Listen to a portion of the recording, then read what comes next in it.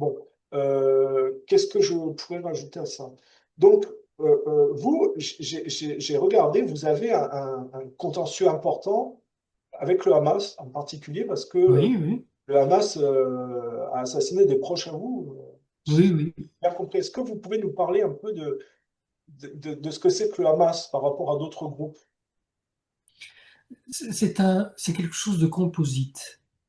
Bon, il y a une résistance à l'occupation israélienne en Palestine.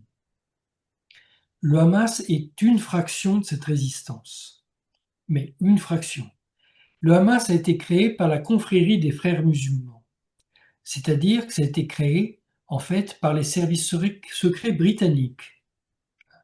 Et le Hamas, au début, avec Sheikh Yassine, c'est ce genre de personnes, utilise un langage religieux, mais poursuit un objectif politique. Officiellement, le Hamas, comme les frères musulmans, cherche à instaurer un califat de l'ensemble des nations islamiques, et si possible le plus grand dans le monde. Voilà. Mais il ne cherche pas l'indépendance de la Palestine. Et ce sont des groupes extrêmement intolérants, de ce que vous disiez. C'était Ben, même un parallèle avec l'intolérance juive, d'après ce que j'avais compris. non mais absolument, mais l'intolérance.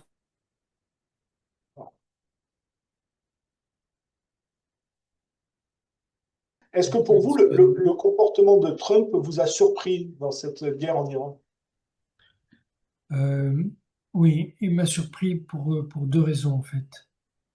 Euh, je pense que la première, il s'est fait manipuler, puisqu'on lui a raconté qu'on allait l'assassiner, tout ça. Bon, il a accepté, c'est le FBI qui lui a dit ça, hein, que les Iraniens allaient l'assassiner. Bon, aujourd'hui, on sait que c'est faux, mais ça a joué sur sa manière d'analyser les choses. Et d'autre part, on lui a fait croire que Israël allait utiliser une bombe atomique. Personne ne sait si c'est vrai ou pas, peut-être. Euh, donc oui, moi, il m'a déçu de se lancer dans une opération euh, tout à fait illégale, contraire à ce que les États-Unis ont signé. C'est pour ça que je dis que c'est contraire au droit international tel que les États-Unis se sont engagés à le respecter. Et, euh, et ce qu'il a fait est un non-sens. Ça se retourne contre lui aujourd'hui. Vous pensez il a vraiment cru à cette histoire d'attaque, d'assassinat contre lui et d'attaque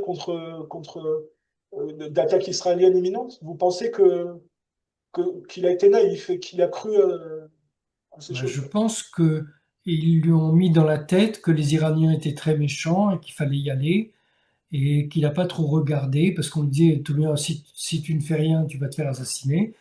Bon, Vous ne pensez pas que c'était planifié depuis longtemps alors? Parce que quand on regarde le comportement de Trump, il prend quand même la rhétorique de George Bush Junior qui avait dit que Saddam Hussein avait essayé de tuer son père. On a exactement les mêmes mensonges symétriques en disant ils ont essayé de me tuer deux fois, ils étaient en train d'attaquer, j'ai attaqué en premier. euh, oui, c'est, l'histoire se répète, mais lui, il est tombé dans le panneau, ça c'est sûr. D'accord. Est-ce que la réaction de l'Espagne, qui est quand même le seul pays à avoir dit non dans ce Oui. mandat de soumission européiste, est-ce que pour vous Mhm. c'est un bon signe, c'est quelque chose de positif à noter? C'est très très positif. C'est la seule position positive que nous ayons. Et, Pedro Sanchez dit ce que Jacques Chirac aurait dit s'il avait eu affaire à ça. D'accord. Ensuite, quelle Il est perspective? le seul à oser affronter les États-Unis. C'est curieux, hein, c'est vraiment le seul en Europe qui a pris cette Oui, position. Ceci dit, oui, je sais que vous ne partagez pas trop d'idées nationalistes, mais Franco n'avait jamais reconnu Israël avant de partir non plus. oui, oui, oui. C'est pas qu'une question de gauche espagnole, je pense que ça va plus loin, c'est que c'est plus la culture espagnole dans le temps qui est comme ça. C'est-à-dire que ce Oui, soit oui. Franco avait Mhm, une position antisioniste claire. mhm. jusqu'à sa mort. Et là, c'est Mhm. repris par la gauche, mais c'est au-delà peut-être de droite-gauche, extrême-droite, extrême-gauche, c'est plus ancré dans la culture espagnole, peut-être. Mais je pense pas que ça soit un antisionisme. Je pense que euh, les Espagnols, quand il a fait son discours, non à la guerre, hein, c'est on ne tue pas les gens sans raison. Voilà. C'est du bon sens pour vous et c'est être humain. C'est d'abord un cri d'humanité.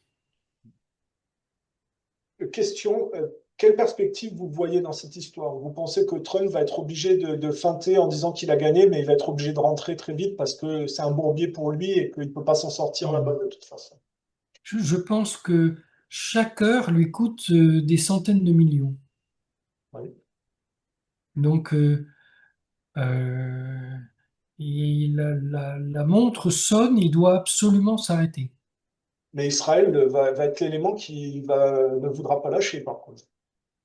Oui, alors à lui de trouver un système pour que Israël lâche de tenir. Israël ne pourra pas continuer sans lui. Oui. Mais est-ce que vous pensez que c'est une question comme ça, hein, au point de vue de la santé psychiatrique, est-ce que, au point de vue du profil psychologique, vous ne pensez pas que Netanyahou et Trump ont pas une tentation de faire les guerres sales qu'on a vues souvent chez les Américains, c'est-à-dire on n'a pas gain de cause, on s'en prend aux populations en s'en prenant au réseau d'eau potable, à la Moi, nourriture. je pense que Netanyahou et Trump sont deux personnages qui se détestent mutuellement. Ils se détestent profondément. Netanyahou a soutenu Joe Biden contre Donald Trump. C'est vrai. Et Donald Trump ne lui pardonnera jamais cette chose-là. Alors comment ça se fait qu'ils le suivent à ce point? Alors parliez des bons. Parce qu'il n'a pas le choix. S'il veut sauver les États-Unis, il ne doit pas entrer en conflit, non pas avec Netanyahou, mais avec les grands banquiers de la diaspora. Vous n'avez pas peur qu'ils s'en prennent à la population iranienne au point de vue de l'eau potable, de la nourriture, et qu'ils essayent de faire un gaz à bis avec l'Iran s'ils sont bloqués? Euh, Netanyahou n'est pas un sioniste, c'est un sioniste révisionniste. Ça n'est pas du tout la même chose. Il ne se réclame pas de Théodore Herzl, mais de Vladimir Jabotinsky.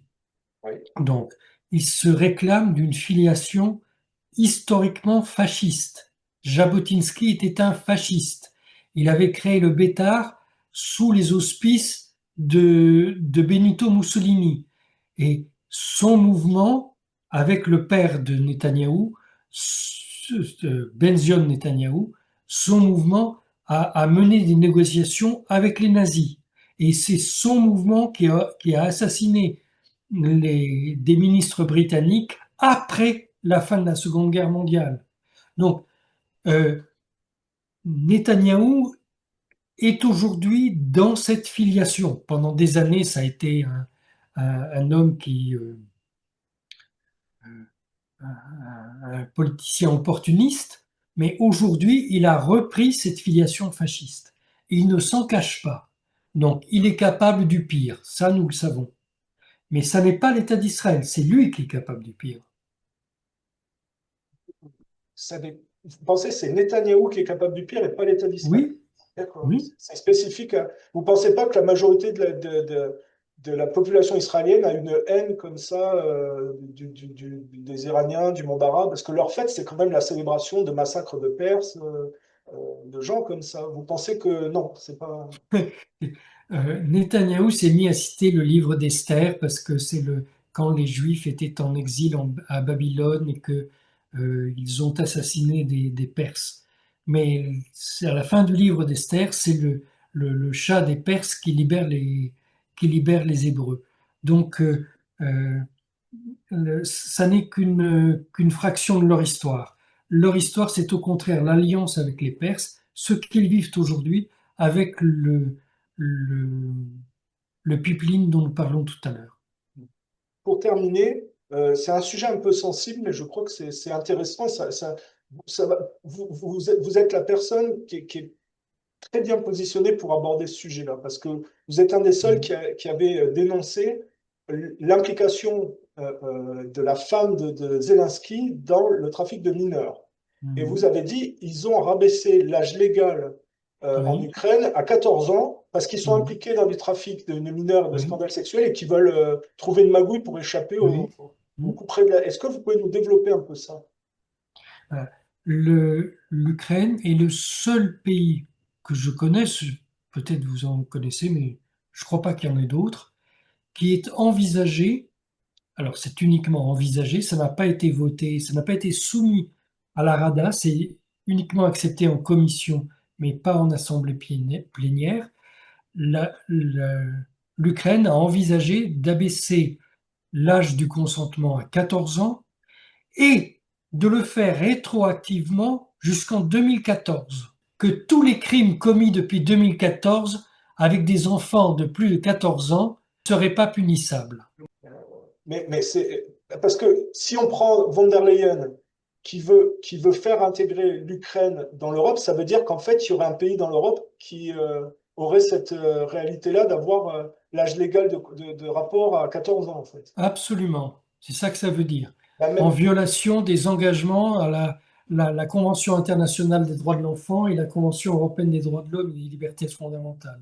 Oui, mais c'est la même von der Leyen qui a dit que le Talmud, c'était les valeurs de l'Europe. absolument, absolument. Et au moment même où Zelensky a menacé de mort Orban carrément, parce que Orban a refusé de se laisser Mhm, racketter. Je veux dire, oui, on est quand même là, vous êtes un adulte responsable. mhm. On vit dans le monde des fous là quand même. Non, on vit dans un monde d'assassins. Ouais, pourquoi vous dites assassin particulièrement? Bah, parce je pense qu'il y a déjà beaucoup de gens qui sont morts dans cette histoire. Oui, mais on peut être assassin fou. Je veux dire, Ah oui, on peut être assassin fou, oui. ce que je veux dire par là, c'est que comment ça se fait qu'il y ait rien qui soit pris au point de vue, qu'il n'y ait pas de mesures prises contre toutes ces dérives, quoi. Parce que là, c'est de la délinquance, de la voyoucratie, de la mafia et des meurtres, comme vous dites, en plein jour. Je veux dire, C'est pas à moi qu'il faut demander, c'est à Monsieur Macron, hein. C'est lui qui nous représente à l'Union européenne. il n'y a pas que la France. Je veux dire, là, ça correspond à tout le monde. Regardez en Allemagne les 12 représentants d'extrême droite assassinés en Westphalie du Nord. Je veux dire, les gens se posent la question si c'est un hasard. Ils ont été assassinés, ces gens-là. C'est pas possible qu'il y ait 12 candidats qui meurent comme ça. Fico aussi Hmm. je veux dire, là, on a quand même une caste européiste comme vous dites, vous dites des assassins parce que là, ils éliminent tous les gens qui voudraient faire des changements, visiblement. Oui. Bon, ok, vous dites, là, on peut pas faire grand-chose. Vous êtes Mais juste. si, on peut, chacun à notre place, tenir notre rôle et ne pas nous laisser influencer par ces mafieux, bien sûr. Bon, d'accord. Donc, vous êtes pour une. Et vous auriez, vous, un espoir politique, un mouvement, quelque chose, une direction? Donc je pense que chacun est responsable de lui-même. Ouais, vous ne ralliez pas à des mouvements politiques français. Actuellement, il n'y a rien qui vous. Parce que.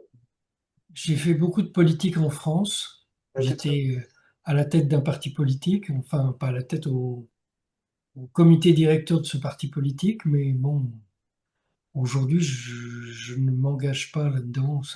Je ne vois pas de gens qui font de la politique. Je pense qu'il y a des gens qui occupent des postes, etc., mais je ne trouve pas de gens qui pensent la politique. ouais, c'est-à-dire qu'en France, finalement, il y a plus l'épaisseur qu'il y avait avant et on n'a plus de génération capable d'épaisseur politique et Je, de. je pense qu'il y a des gens capables, mais ils ne se manifestent pas dans ce champ-là. D'accord. Bon, un mot de la fin pour conclure ces échanges, à moins que vous pouvez aussi avoir spécialement quelque chose à dire, et là vous avez faites ce que vous voulez, vous dites ce que vous voulez. On parlait de l'Iran, euh, mais moi je dis cette guerre auquel nous assistons, elle ne ressemble pas aux précédentes. Il y a très peu de morts par rapport aux forces engagées, bon, 3000 morts, quelque chose comme ça. c'est-à-dire à l'échelle d'une guerre, c'est insignifiant en fait. Et par contre, des sommes gaspillées absolument gigantesques. Je pense qu'il n'y a jamais eu une guerre qui coûtait aussi cher que celle-là. Aussi cher matériellement. Pas Alors, humainement, mais matériellement. alors qu'elle est très courte là pour l'instant, hein. C'est pas une guerre qui... Oui, oui, mais je ne sais pas si j'ai dit tout à l'heure, mais quand vous envoyez un missile qui vaut 25 ou 30 000 dollars, euh, euh, les États-Unis doivent riposter avec deux patriotes et ça va leur coûter 1,6 million. Donc voilà, c'est l'appauvrissement en 10 jours de l'ensemble de l'humanité est déjà visible.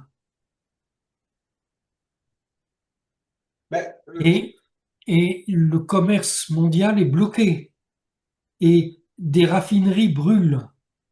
Si on fait le total du prix de ce conflit, je pense qu'on sera estomaqué. On n'a jamais fait une guerre aussi chère. et donc, vous voyez une crise économique poindre, monumentale, en conséquence de ça? Non, et si on s'arrête tout de suite, on peut éviter la crise économique. Mais si on continue, c'est sûr, nous allons nous effondrer brutalement. Parce que nous n'avons pas idée ce que c'est que l'effondrement d'un pays. Oui, il n'y a plus En Occident, ça n'arrive pas, hein. il y a plus la mémoire de ça. Oui. Mais Mais, moi, j'ai vécu dans des pays où tout d'un coup, on a perdu l'inflation, c'était à 1000% du jour au lendemain. mais Donc, il faut savoir que ça peut nous arriver aussi. Monsieur Messon, vous avez votre permis de conduire, Oui. donc vous êtes automobiliste. Donc, Plus maintenant parce que j'ai un œil qui ne marche pas et je ah, conduis d'accord. plus. Parce que l'histoire du détroit d'Ormuz, on nous dit qu'il y a quand Oui. même que 20% du flux de pétrole qui passe par là-bas. Ça veut dire qu'il y en a Oui. 80% qui passent ailleurs. Mais 20% du pétrole mondial qui est destiné en plus au marché asiatique. Donc, Oui. forcément, l'automobiliste français se fait racketter par une mafia institutionnelle, là. C'est pas possible autrement. Qu'est-ce qui explique la montée du pétrole dans ces conditions-là? Le fait qu'il y ait un peu moins de pétrole à l'échelle mondiale provoque la hausse des cours. Mais ça ne devrait provoquer la hausse des cours que sur le pétrole qui est vendu en Asie, alors que ça provoque aussi la hausse des cours pour le pétrole que nous achetons normalement tout à fait en dehors de cette guerre. C'est pas un prétexte pour l'État à racketter les gens pour envoyer notamment, parce on pense qu'en plus, ils envoient 90 milliards en Ukraine pour une guerre qui est perdue, hein. Je veux dire, c'est hallucinant, ça. Oui, oui, c'est hallucinant. Waouh, si on va de constats de choses aussi mauvaises en constat, Oui, non, si on doit regarder toutes les erreurs qui sont commises sous nos yeux en très peu de temps. ouais, c'est vertigineux. C'est vertigineux. Nous voyons que nous allons nous précipiter dans le gouffre. Bon, j'abuse pas de votre temps, Oui, mais il y a quelque chose qui me chiffonne depuis tout à l'heure, c'est ce scandale Epstein, on n'en a pas trop parlé, oui, mais qu'est-ce que vous, avec votre, parce que vous avez un parcours particulier, on sait oui, que c'est vous-même qui l'avez dit, vous avez connu à un moment donné le pasteur Doucet, dont on sait que oui, lui, il était très ambigu sur le sujet, puisqu'il a fait directement l'apologie du rapport sexuel entre les adultes oui, et les enfants. Vous ne faites pas partie de ce mouvement-là, mais vous avez connu ces branches-là. oui. Est-ce que vous pouvez nous en parler un peu et savoir, en France, par rapport à l'affaire Epstein, où se situe la France là-dedans? Quel est le niveau d'implication et qu'est-ce que vous connaissez un peu à ce niveau-là de la France? Bah, nous savons que il y avait un grand rôle joué en France par une, une agence de mannequinat qui a engagé des jeunes filles et des jeunes gens pour Epstein. Euh, cette agence a travaillé surtout aux États-Unis et en Ukraine, mais en France aussi. C'est une agence française. Bon, alors ça, c'est le recrutement du personnel.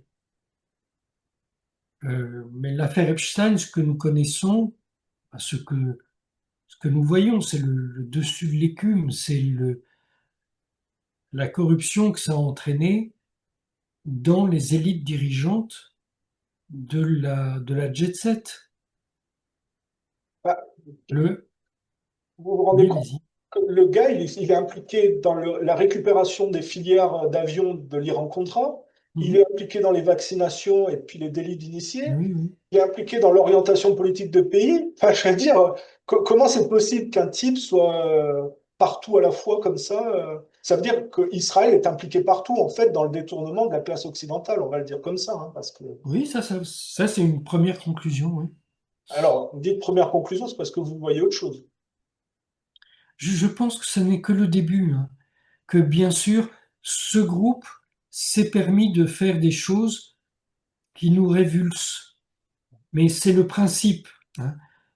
Euh, on vous propose une prostituée adulte, puis une prostituée plus jeune, puis une plus jeune, puis quelqu'un qui n'est pas prostitué et qui est encore plus jeune, etc.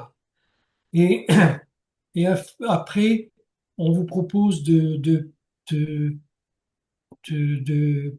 pratiquer de la sorcellerie et ça se termine en- avec du cannibalisme. Mais le principe de tout ça, c'est vous qui êtes quelqu'un d'important, manifestez que vous êtes au-dessus des lois. Oui, vous êtes vraiment important parce que vous êtes au-dessus des lois. Peut-être vous n'avez aucun pouvoir, mais vous êtes au-dessus des lois. Et une fois que vous avez manifesté ça, on vous fait chanter. C'est comme ça que ça marche. C'est-à-dire que si Epstein est resté 6 mois de l'année à Avenue Foch, il n'est pas resté pour faire du tourisme. C'est-à-dire qu'il a piégé Absolument. une partie de la classe politique, une partie de la classe politique française est piégée là-dedans. Bien sûr, bien sûr. Et donc, quand vous dites qu'on est qu'au début des révélations, il y a certainement des choses qui vont apparaître prochainement. Oui, Ok. oui. Parce que, bon, Jacques Lang est une personne qui est connue, qui est grillée quelque part comme le prince Mhm. Édouard. Mais après, il y a d'autres personnes qui vont certainement apparaître et qui sont tout aussi, des figures Mhm. tout aussi importantes du côté Mhm. élitiste. Oui. Est-ce que vous connaissez un peu de trois choses à ce niveau-là ou c'est trop compliqué d'aborder ça parce que c'est dangereux ou quoi que ce soit? Parce Non, que je dis que j'ai connu ça il y a longtemps, au moment de l'affaire Doucet, et il y avait des personnalités de premier plan, de tout premier plan en France, qui étaient mêlées à cette affaire. Bon, on n'a pas dit leur nom publiquement. Moi, je l'ai dit d'une personne, je ne sais pas si j'ai eu raison, mais voilà, on dit leur nom publiquement. Beaucoup sont morts aujourd'hui, d'autres vivent encore et sont toujours aussi importants. ont toujours une influence importante dans la politique française. Oui, oui. Et vous pensez quand même une note d'espoir pour terminer, parce que bon, là, on a quand même Mhm. pas mal déblayé le Oui. terrain. Est-ce qu'il y a des choses que vous voulez compléter ou une note d'espoir, quelque chose? Qu'est-ce que de positif on pourrait apporter à ce constat triste? Euh, pour l'Iran, le peuple iranien, c'est un peuple qui est habité par une foi intérieure. Je ne sais pas si on comprend ce que ça veut dire ici en France, mais euh, ce sont des gens qui sont vraiment habités par une foi. Et je pense que ça les sauvera. Voilà. Je pense que euh, ayons au moins une foi en l'homme, ça nous évitera de mourir dans cette fange. Donc, vous pensez que l'Iran a une dimension plus importante que ce qu'on a vu en Syrie, où malheureusement l'obscurité a pris le pas, on peut le dire comme ça. Les Iraniens sont différents, ils ont plus de force intérieure. Euh, non, je dirais pas ça. Je dirais que les Syriens et les Iraniens ont une force intérieure. Oui, parce que la Syrie est quand même tombée, c'est quand même assez... Oui, elle est tombée, mais je pense que les Syriens continuent à vivre, les Iraniens continueront à vivre. D'accord. C'est-à-dire Mais je ne suis pas sûr que nous, en Europe, nous continuerons à vivre.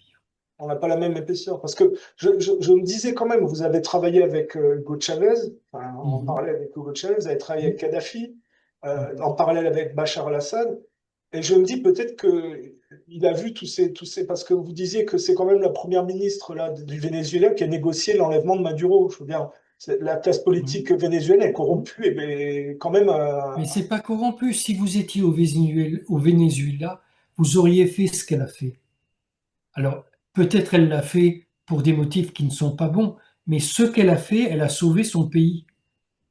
Vous savez que depuis que Maduro a été enlevé, le niveau de vie des Vénézuéliens est en train de remonter.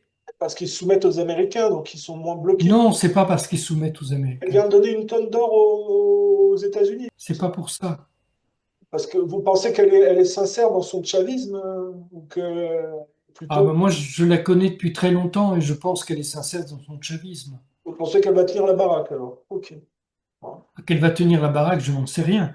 Mais je pense qu'elle est sincère dans son chavisme. Et je pense que quand Maduro était au pouvoir, il y avait des disparités sociales qui n'ont jamais existé avec Hugo Chavez.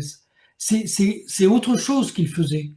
Ah, d'accord. Parce que moi, je pensais qu'en ayant travaillé pour tous ces personnages quand même Mhm. importants dans l'histoire, vous aviez vu leur pays finalement et leur héritage s'effondrer, et que vous disiez, ben, finalement, les populations étaient inclinées plus à aller vers l'occidentalisme, et que finalement, ben, la lutte, elle est gentille de passage pendant un moment, mais ben, les masques, à un moment donné, les Non, gens se plient, quoi.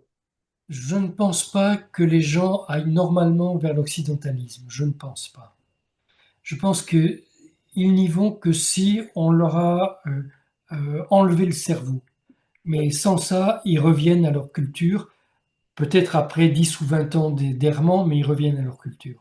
Et ça, quelle que soit la culture. Pour vous, de ce que vous avez connu, Oui, quelle que soit la culture. Donc, oui, ça peut être valable autant pour le Venezuela, pour Cuba, qui oui. malheureusement est ciblé, là, et va être sur le prochain sur la liste, mais c'est Mhm. valable pour tous les pays. Au bout d'un certain temps, Oui, c'est la nature humaine avec le bon sens qui revient. absolument. Eh ben voilà, ça nous fait notre conclusion pour cette longue interview. Merci de m'avoir accordé du temps, Thierry Naissant.